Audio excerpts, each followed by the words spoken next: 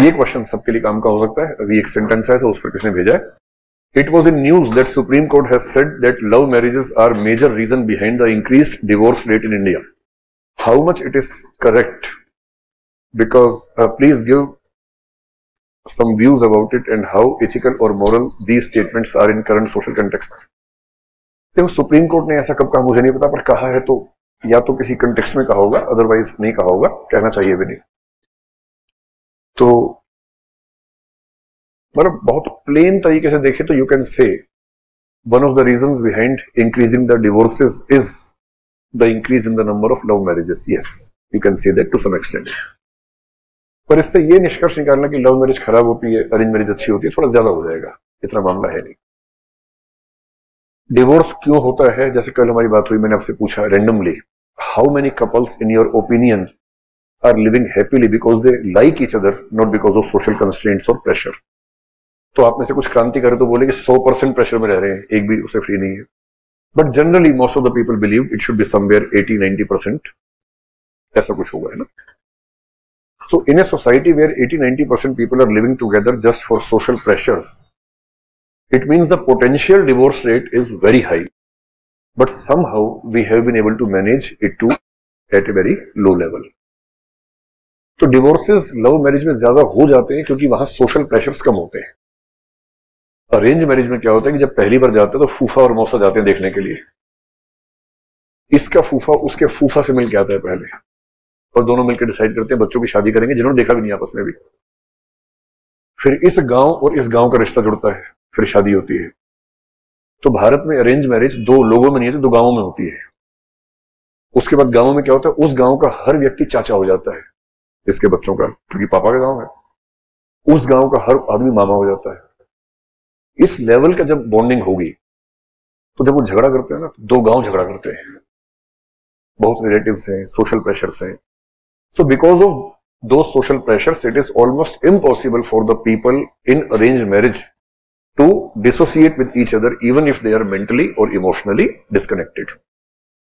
इसलिए सवाल ये भी है ना कि डिवोर्स ज्यादा हुए, कम हुआ, क्या हुआ। आपको अजीब सा लगेगा, पर मेरा ओपिनियन है कि डिवोर्स अगर थोड़े ज्यादा हो रहे हैं तो बहुत चिंता की बात थोड़ा ना है, तो क्या टेंशन की बात है, क्यों उतना हल्ला मचाने की जरूरत है भाई। 2 लोग खुश नहीं है, अलग रहने दो, क्यों पेट में दर्द होता सबके, उनकी चॉइस है। So sometimes even when someone tells me that they have taken divorce, तो पहली फीलिंग मेरे मन में क्या आती है कि उनको बधाई दे दूं कि if you are not in a healthy relationship and you have decided to come out of it, this is something good, something to celebrate. मैंने कब कहा कि बच्चे हैं इनके, मैंने कहा कि बच्चे हैं। अगर बच्चे हैं तो थोड़ा सा डिले कर देना चाहिए प्रोसेस को, जब बच्चे बड़े हो जाए उसके बाद करो, अगर इतनी दिक्कत है ना। इसी को लॉजिक में कहते हैं ऑल और नथिंग, या तो करूंगा तो अभी करूंगा, नहीं तो कभी नहीं करूंगा। This is all or nothing and this is a fallacy in logic. Fallacy का मतलब in the process of reasoning the mistakes we commit, one of the mistakes is all or nothing. तलाक लूंगा तो इब्बे लूंगा, नहीं तो कभी कदर ना लूंगा, ऐसे थोड़ा ना होता है भाई। ये जिंदगी है, अभी तुम गोलू बच्चे हो 20 साल के, धीरे धीरे लाइफ को समझोगे। अभी तुम गोलूपन से बात करते हो, और गोलूपन का लक्षण है जब आप ब्लैक एंड व्हाइट में बात करते हैं। Life is neither black nor white, it's grey, different shades of grey. और जब ग्रे में फंसोगे ना, फिर लाइट ग्रे डार्क ग्रे करते करते खत्म हो जाता है आदमी। हाँ, फर्क पड़ता है, एकदम पड़ता है। अगर पेरेंट्स अलग हो जाए बच्चों में फर्क पड़ता है, कई बार खराब कई बार अच्छा।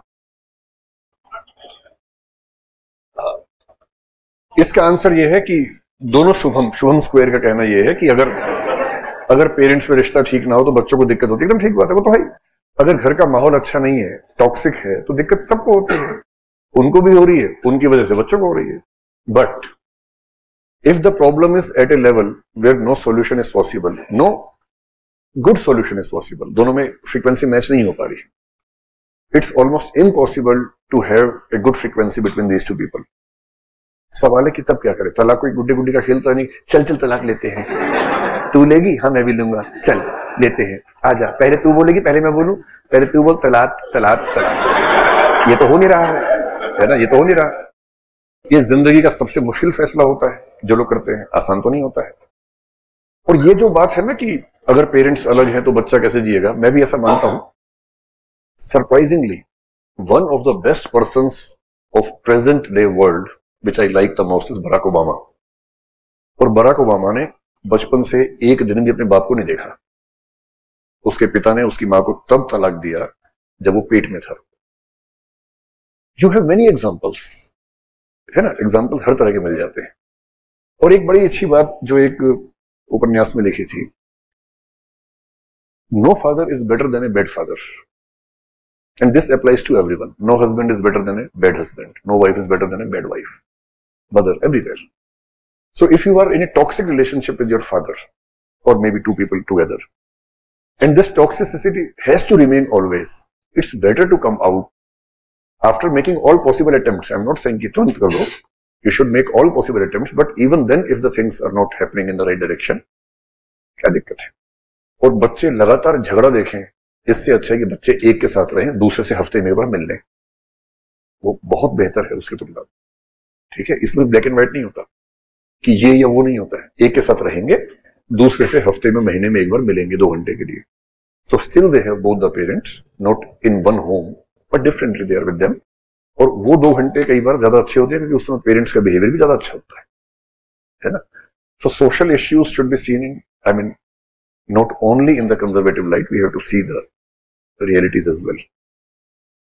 चलिए शुरू करें.